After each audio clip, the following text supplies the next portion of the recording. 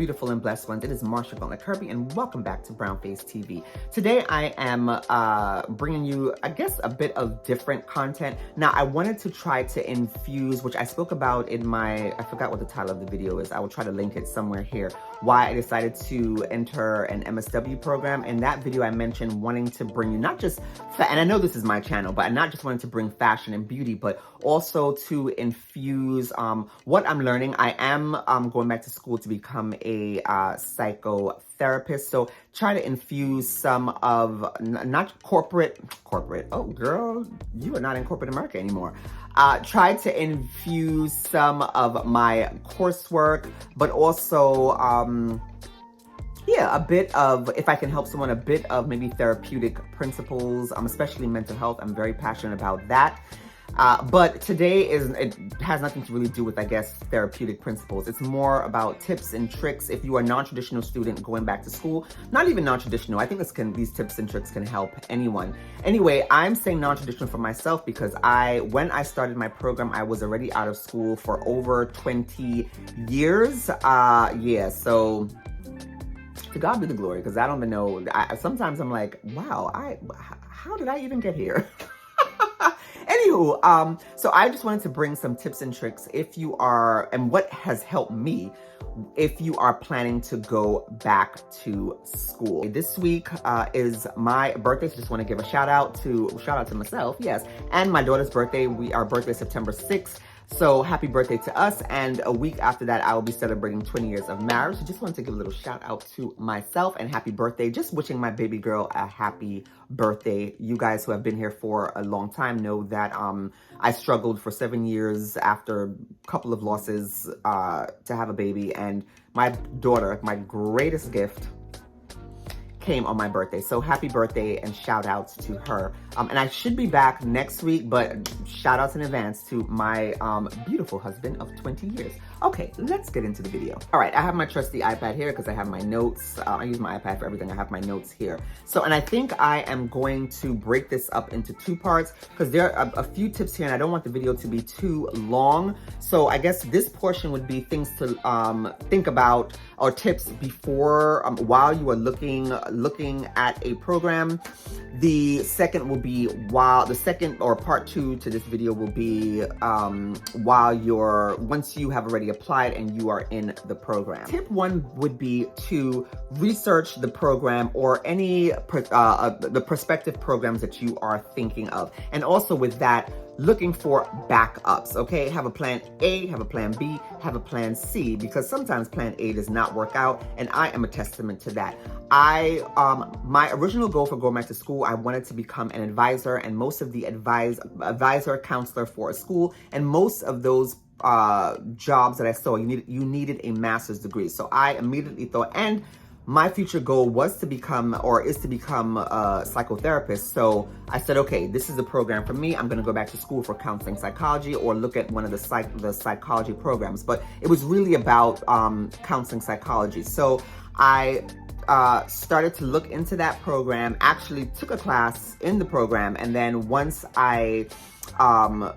this is going to be another tip from me, but my job pays for me to go to school, but once I took that class, I learned out later that they were not willing to pay, they didn't offer that program under, and they offered many other things. You can go to school for anything else, but it's weird, and I'll go into that later. But anyway, took the program, wasn't able to finish, complete that program, so I had to figure out something else to do to get me to my goals. So I spoke to a couple of professors and a couple of people, and they said, have you ever thought about social work? And I didn't think about social work because just growing up, social workers didn't have a good rap, but things have changed. Okay, and I grew up in the hood. That's why social workers just when you thought of a social worker, it was just negative. And I didn't even know that social workers could even practice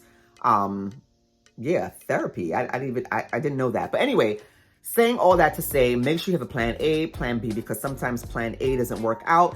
And I'm going to save you heartache because I remember just crying, oh my God, I was really down in the dumps for a while.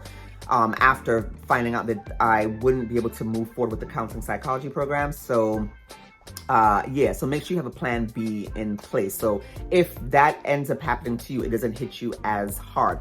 Now, I'm going to say everything, as my mom says, everything happens for a reason.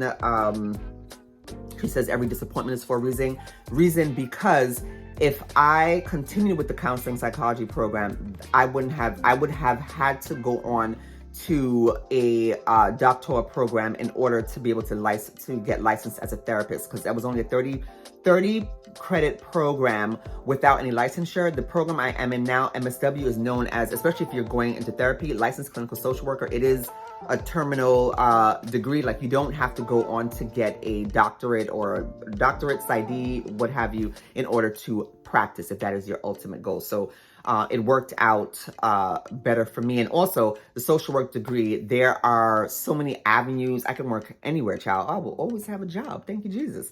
But anyway, that would be my tip 1.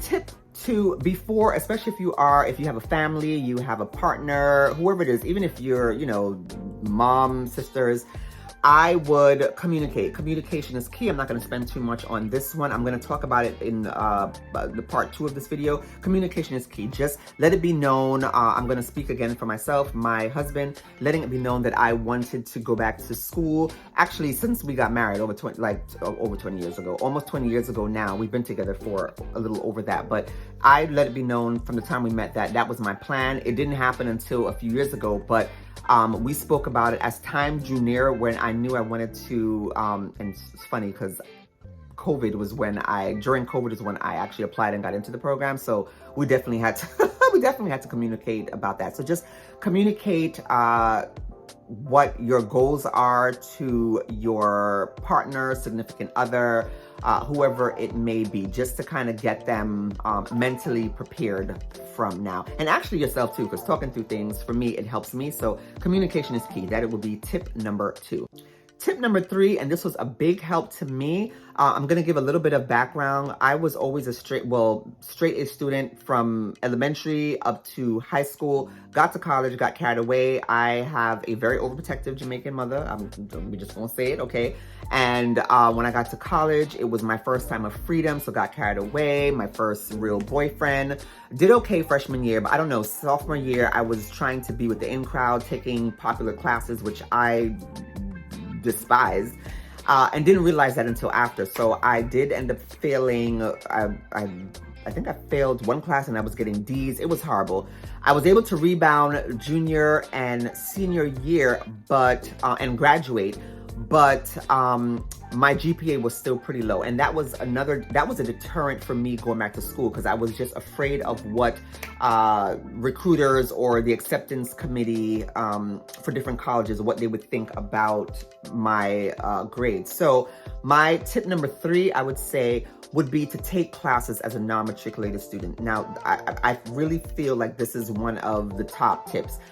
And I'm going to tell you why. So not only will it, for me, it helped, and it didn't add to my undergraduate GPA. I think it can if you take it as a post-grad, but I was out of school already 20 years. But what it did was show the school, or whatever school you're applying to, that, okay, this person, they may not have done that well in undergrad, but look at them taking these classes, and they were able to get A's. Like, once I set myself that this is the program I'm going to go into, I took, I think 3 or 4 classes as a non-matriculated student. Find out how many credits you can take as a non-matriculated student that transfers into the program. Because, I mean, you just don't want to be taking credits to take credits. Yeah, we want to make sure, though, that we are able to transfer the credits that we're taking into our prospective programs. For, I think my program, I was able to transfer 12 credits,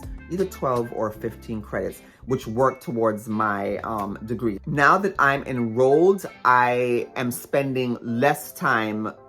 I'm spending less time in the program, as to if I would have just came straight into the program, I would have spent probably an extra year. But That was actually the least of my worries. I think really being able to just test out the program, see if I was able to handle the coursework actually with everything else that I had going on. That's what my main reason was for taking classes as a non-matriculated student. Another, I have to stop saying another really good reason to take classes as a non-matriculated student. Like I said, I was out of school for over 20 years. When I decided to go back, I had professional references, but I didn't have any academic references. So I was able to get to know the professors in my program. One professor in particular, he was old enough to be my dad, but we had similar backgrounds, and I wanted, his trajectory is what I was looking for. We went to the same undergrad, different times. Shout out to the 20 years apart. Shout out to Stony Brook, hey, Stony Brook University. He also is also Caribbean.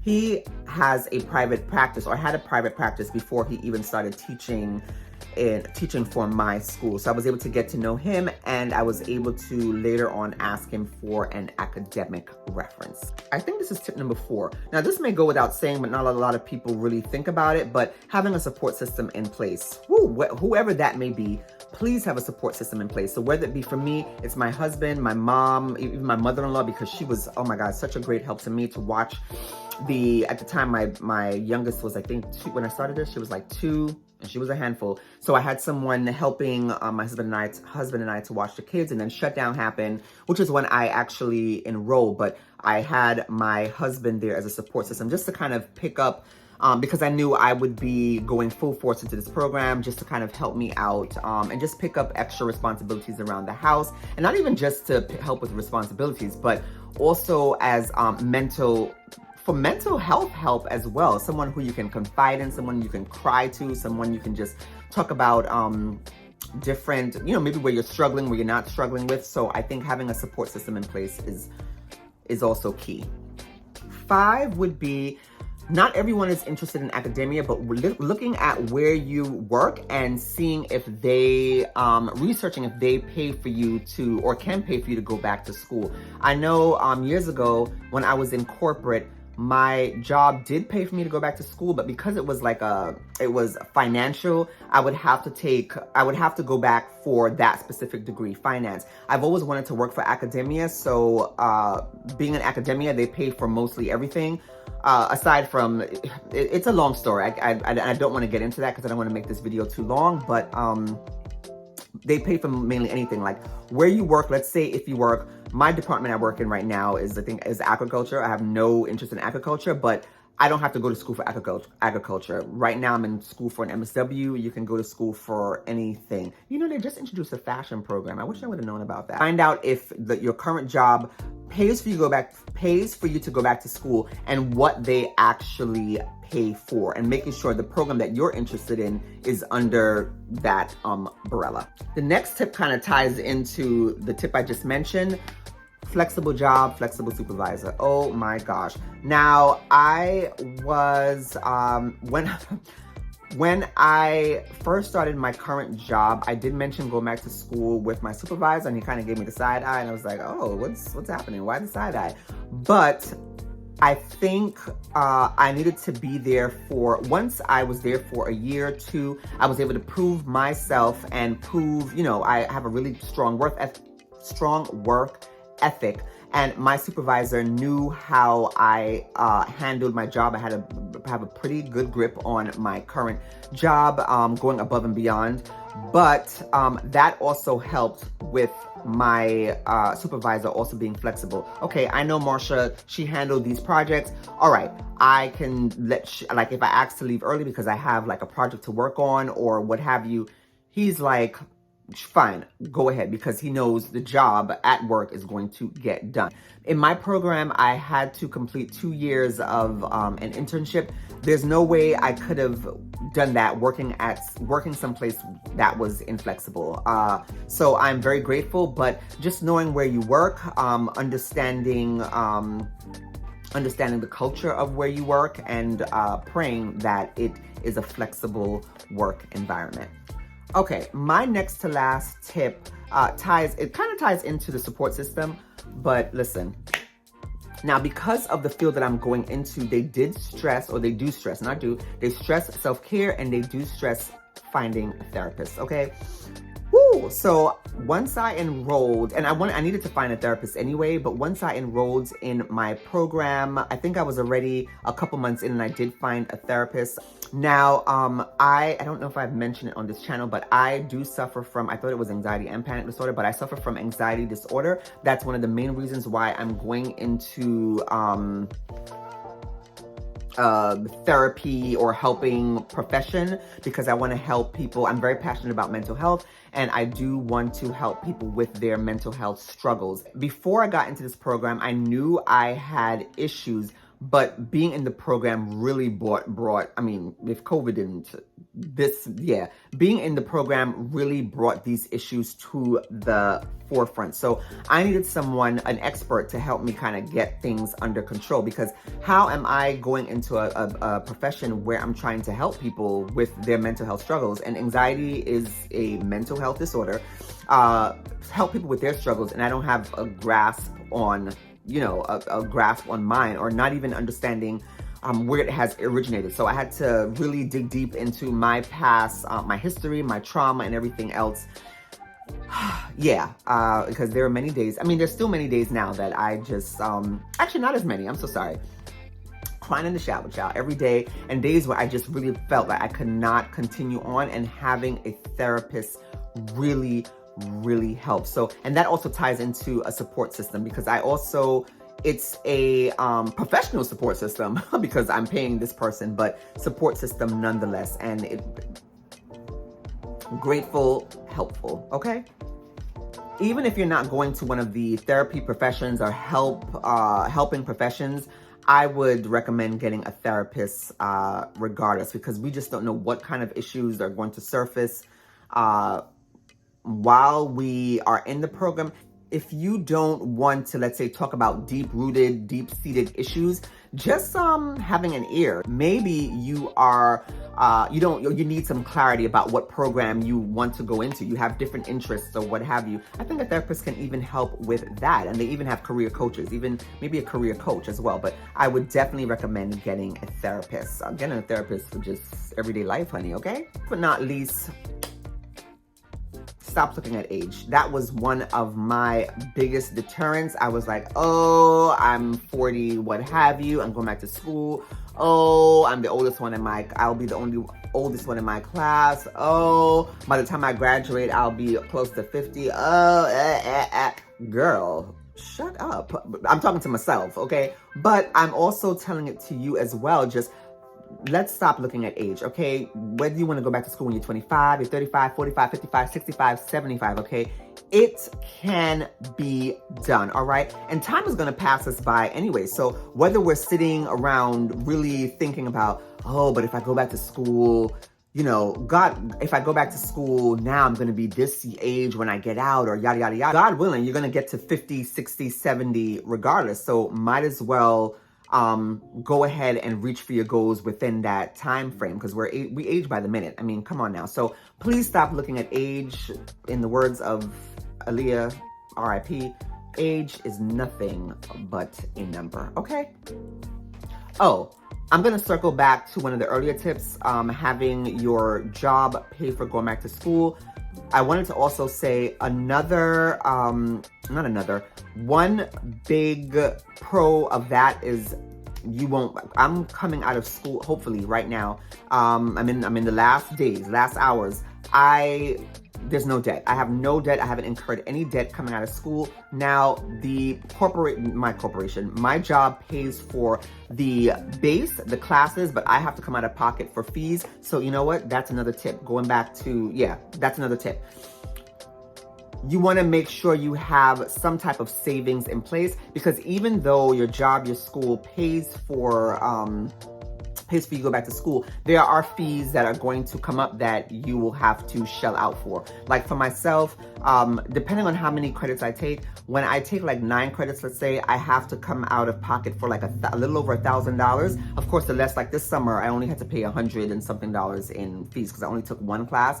So just have like a little nest egg if you can. You can take out loans for that. It would be It'll be smaller than if you had to come out, if you had to take a loan for the whole program, but the whole point is to not incur in debt while we are in school. So if you can, going back to that earlier tip, if you can work for an organization that pays for school, but also have a little bit of a nest egg where you can, or with your paychecks, be able to balance those paychecks where you take out a few dollars for those fees. All right, guys, that is it for me. I am hoping that these tips are helpful. I will try to be back with a part 2 next week. I should have another video uploaded for you guys, but if I don't, I will be renewing my vows in New York. So if I don't have another video that is up next week, that is what I will be doing. Have a blessed week, and I will see you next time. Bye. I found beauty in these ashes when drifting and the wind seems hard.